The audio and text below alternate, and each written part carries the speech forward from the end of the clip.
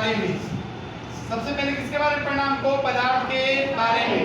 तो जो वस्तु का क्या होता है? द्रव्यमान होता है। क्या होता है?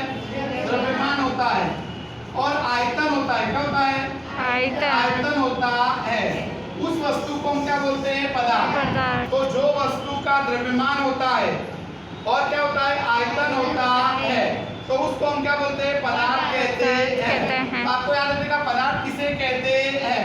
तो जिस वस्तु का द्रव्यमान होता है और आयतन होता है उस वस्तु को हम क्या बोलते हैं? पदार्थ कहते हैं। तो हमारे तत्व चिंतक जो थे उनका ऐसा मानना था, तत्व चिंतक का ऐसा मानना था कि पदार्थ जो होता है वो 5 चीजों का बना होता है। किसका किसका बना होता है? 5 चीजों का बना होता है। जैसे हवा, पानी, अग्नि, आकाश और जमीन, इन 5 चीजों का बना होता है। तो इन 5 चीजों को हम क्या बोलते हैं? पंच तत्व। क्या बोलते हैं? पंच तत्व कहते हैं। तो कोई भी पदार्थ, तत्व चिंतकों का ऐसा मानना था कि कोई भी पदार्थ हवा, पानी, अग्नि, आकाश और जमीन का बना होता है अथवा भूमि का बना होता है। तो इन तत्वों को क्या बोलते हैं? पंच तत्व। क्या बोलते हैं? पंच तत्व कहते हैं। अब वैज्ञानिकों का पदार्थ के विषय में 2 विचार थे। यानी वैज्ञानिकों के पदार्थ के विषय में कितने विचार थे? 2 विचार। कुछ वैज्ञानिकों का ऐसा मानना था कि पदार्थ जो होता है वो लकड़ी के टुकड़े की तरह सतत होता है। कैसा होता है? सतत होता है। और कुछ वैज्ञानिकों का ऐसा मानना था कि जो ये पदार्थ है वो रेती के कण की तरह, रेती के छोटे छोटे कण की तरह या रेती के छोटे छोटे कणों की तरह बना होता है। क्या रेती के छोटे छोटे कणों से बना होता है? बोला आगे समझ में। सबसे पहले बताया कि जो वस्तु का द्रव्यमान होता है और क्या होता है? आयतन होता है, उसको क्या बोलते हैं? पदार्थ। तत्व चिंतकों का ऐसा मानना था कि पदार्थ किसका बना होता है? हवा, पानी, अग्नि, आकाश और जमीन का बना होता है। और इनको बोलते हैं पंच तत्व। क्या बोलते हैं? वैज्ञानिकों का पदार्थ के विषय में कितनी विचारधारा थी? 2। मैंने कहा कि कुछ वैज्ञानिकों का ऐसा मानना था कि पदार्थ लकड़ी के टुकड़े की तरह कैसा होता है? सतत होता है ना? नहीं ऐसा जैसे ये है ना, ऐसा लकड़ी की टुकड़े की तरह कैसा होता है? सतत होता है। दूसरा, कुछ वैज्ञानिकों का ऐसा मानना था कि पदार्थ जो होता है वो रेती के जो छोटे छोटे कण होते हैं उन कणों की तरह बना होता है। अब क्या होता है कि पदार्थ के 3 अवस्था है। पदार्थ की कितनी अवस्था? 3। तो पदार्थ की 3 अवस्था है। पहला है ठोस। क्या है? ठोस। दूसरा है द्रव और तीसरा है गैस। ठोस, द्रव्य और गैस। तो ठोस जो होता है उसका आकार निश्चित होता है।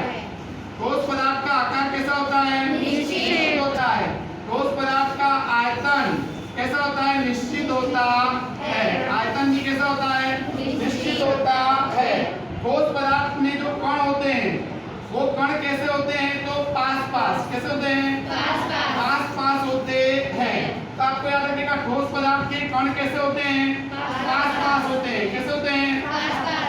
पास होते हैं। आपको याद रखिएगा कि ठोस पदार्थ के कण कैसे होते हैं?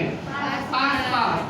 अच्छा, इन कणों के बीच का जो आकर्षण बल होता है वो कैसा होता है? महत्तम, यानी सबसे ज्यादा होता है। सबसे ज्यादा होता है। इनमें वहनशीलता नहीं होती है। ठोस पदार्थ वहनशील नहीं होते हैं। तो ये आपको ठोस पदार्थ के कितने गुणधर्म हैं? 5। ये आपको याद रखने के कि ठोस पदार्थ का आकार निश्चित होता है, ठोस पदार्थ का आयतन निश्चित होता है, ठोस पदार्थ के कण पास होते हैं, ठोस पदार्थ के कणों के बीच में आकर्षण बल अधिक होता है, ठोस पदार्थ वहनशील नहीं होते हैं। अब आता है द्रव। तो द्रव पदार्थ का आकार कैसा होता है? निश्चित नहीं होता। निश्चित नहीं होता। उसका आयतन कैसा होता है? निश्चित होता है। कैसा होता है? निश्चित होता है। और द्रव्य पदार्थ के कण थोड़े दूर होते हैं। कैसे होते हैं? थोड़े दूर होते हैं। बराबर। जिससे द्रव्य पदार्थ के कणों के बीच का आकर्षण बल ठोस से कैसा होता है? कम। कम होता है। अच्छा, द्रव पदार्थ जो होते हैं वो वहनशील होते हैं। कैसे होते हैं? वहनशील होते हैं। कैसे होते हैं? वहनशील होते हैं। तो आपको याद रखने का कि द्रव पदार्थ कैसे होते हैं? वहनशील। एक जगह डाल दो तो वहां तक दूसरी जगह तक चले जाते हैं, तो उनमें बहने का गुणधर्म होता है। किसका गुणधर्म होता है? तो वहनशील होते हैं। कैसे होते हैं? वहनशील होते हैं। अब आता है क्या? गैस। तो गैस का न तो आकार निश्चित होता है न आयतन निश्चित होता है। तो द्रव पदार्थ का न आकार निश्चित होता है न आयतन निश्चित होता है। अच्छा, द्रव पदार्थ के कण बराबर कैसे होता है? सॉरी, गैस पदार्थ के कण कैसे होते हैं? बहुत दूर दूर। बहुत कैसे होते हैं? दूर दूर होते हैं। बहुत कैसे होते हैं? दूर दूर होते हैं। तो इनके बीच का आकर्षण बल बहुत कम होता है। कैसा होता है? यानी सबसे कम आकर्षण बल होता है। अच्छा, ये भी कैसे होते हैं? वहनशील होते हैं। कैसे होते हैं? तो आपको लिखने का गैस जो होता है, गैस पदार्थ का आकार निश्चित नहीं होता। गैस पदार्थ का आयतन निश्चित नहीं होता। गैस पदार्थ के कण जो होते हैं वो कैसे होते हैं? बहुत दूर दूर। कैसे होते हैं? बहुत दूर दूर होते हैं, जिसके कारण उनके बीच का आकर्षण बल बहुत कम होता है। दूसरा आपको लिखने का कि गैस पदार्थ कैसे होते हैं? वहनशील। अगर मैं अगरबत्ती की क्या हो, अगरबत्ती है तो उसमें से जो क्या निकलता है? धुआं। उसको यहाँ छोड़ दूं तो उसकी सुगंध वहां तक फैल जाती है। तो कैसे जाएगी? एक जगह से कहाँ जा रही है? दूसरी जगह। यानी कब होगा? जब उसके अंदर वहनशीलता का गुणधर्म होगा तब। तो आ गया समझ में? अब इसके बाद आता है क्या? तो इसके बाद आता है गलनांक। क्या आता है? गलनांक किसे कहते हैं? तो देखो यहाँ पर ठोस पदार्थ जिस तापमान पर द्रव में बदल जाता है उस तापमान को ठोस पदार्थ का क्या बोलते हैं? गलनांक। क्या बोलते हैं? गलनांक कहते हैं। जिस तापमान पर ठोस पदार्थ द्रव में बदल जाता है उस तापमान को ठोस पदार्थ का क्या बोलते हैं? गलनांक। क्या बोलते हैं? अच्छा, जिस तापमान पर द्रव पदार्थ किस में बदल जाता है? गैस में। किस में बदल जाता है? गैस में। उस तापमान को द्रव पदार्थ का क्वथनांक कहते हैं। क्या बोलते हैं उसका? क्वथनांक कहते हैं। आपको याद रखिएगा गलनांक किसे कहते हैं? तो जिस तापमान पर ठोस पदार्थ किस में बदल जाता है? द्रव्य में। उस तापमान को ठोस पदार्थ का गलनांक कहते हैं। क्या बोलते हैं उसका? और जिस तापमान पर द्रव पदार्थ किस में बदल जाता है? गैस में। उस तापमान को द्रव पदार्थ का क्या बोलते हैं? क्वथनांक कहते हैं। अब कई बार हमको सेल्सियस में तापमान दिया होगा और किसमें बदलना रहता है? केल्विन में। अगर सेल्सियस में तापमान दिया है और हमको बोले केल्विन में बदलो, किसमें बदलो? केल्विन में इस तापमान को क्या करो? बदलो। तो आपको एक सूत्र याद रखने का, Tk बराबर Tc प्लस 273। तो यहाँ पे देखो Tk बराबर Tc कितना है? 25 दिया है और 273 क्या करने का? जोड़ देने का। तो Tk बराबर 5 और 3 8, 7 और 2 9 है नहीं, तो 200 कितना हो जाएगा? 98 केल्विन। कैसा हो जाएगा? 298 केल्विन। अगर हमको केल्विन में तापमान दिया है, किसमें दिया है? केल्विन में। हमको बोले 329 केल्विन को किसमें बदलो? सेल्सियस में। किसमें बदलो? सेल्सियस में। तो हम कैसे बदलेंगे? तो यहाँ पर हम क्या करेंगे? Tk बराबर Tc बराबर प्लस 273। यहाँ पर हमको सेल्सियस में बदलना है तो सूत्र हो जाएगा क्या? सूत्र हो जाएगा यहाँ पे Tk माइनस 273 तो Tc बराबर Tk कितना है? 329 माइनस 273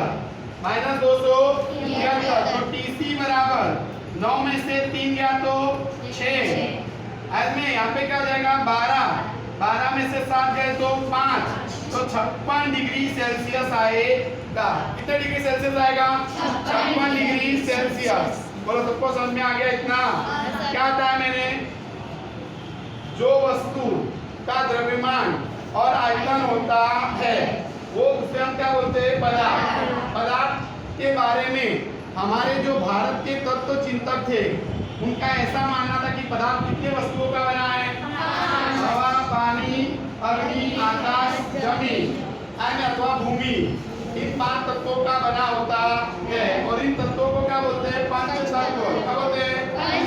वैज्ञानिकों का मानना था कि पदार्थ लकड़ी के टुकड़े की तरह सतत होता है। कुछ वैज्ञानिकों का ऐसा मानना था कि पदार्थ रेती के छोटे छोटे कणों से बना होता है या कणों की तरह बना होता है। दूसरा मानता है कि पदार्थ की कितनी अवस्था? 3, ठोस, द्रव्य और गैस। ठोस में क्या होता है? आकार निश्चित होता है, आयतन निश्चित होता है। ठोस पदार्थ के कण कहाँ पर होते हैं? पास। ठोस पदार्थ के कणों के बीच में आकर्षण बल होता है सबसे अधिक। ठोस पदार्थ वहनशील नहीं होते हैं। अब आता है द्रव। द्रव पदार्थ का क्या होता है? आकार निश्चित नहीं होता, लेकिन आयतन निश्चित होता है। द्रव पदार्थ के कण थोड़े दूर दूर होते हैं। द्रव पदार्थ में आकर्षण बल, कणों के बीच का जो आकर्षण बल होता है वो ठोस से कैसा होता है? कम होता है। कैसा होता है? थोड़ा कम होता है।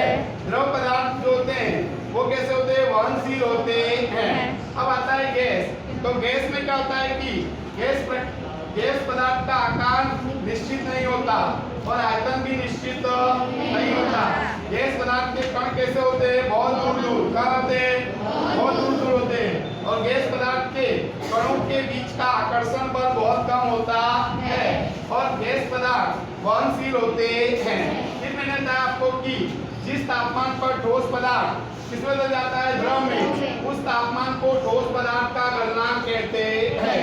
जिस तापमान पर द्रव पदार्थ किसमें बदल जाता है? गैस में, उस तापमान को द्रव पदार्थ का क्वथनांक कहते हैं।